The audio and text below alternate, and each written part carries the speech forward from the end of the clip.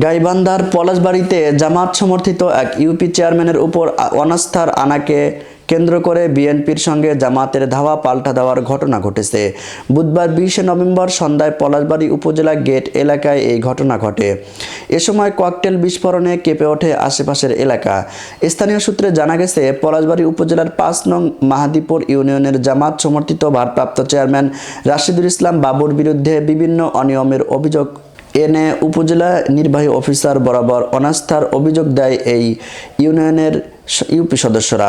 সেই অনাস্থা আনার বিষয়টি আজ উপজেলা পরিষদে সমঝোতা হওয়ার কথা ছিল। তার আগে বিএনপি ও জামাতের দুই নেতার মধ্যে বাকবিতণ্ডা শুরু হয়। এক পর্যায়ে তা ধাওয়া পাল্টা দেওয়ার রূপ নেয়।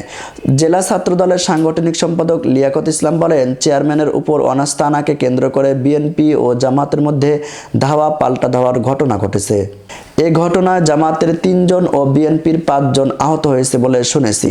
বিষয়টি নিশ্চিত করে পলাশবাড়ী থানার ভারপ্রাপ্ত কর্মকর্তা ওসি জুলফিকার আলী ভুট্টু বলেন, বিকেলে পলাশবাড়ী উপজেলা পরিষদের বিএনপি ও জামাতের 2 নেতার মধ্যে বাকবিতণ্ডা হয়। এরই জেরে পলাশবাড়ী উপজেলার গেট এলাকায় 2 পক্ষের মধ্যে ধাওয়া পাল্টা দেওয়ার ঘটনা ঘটে।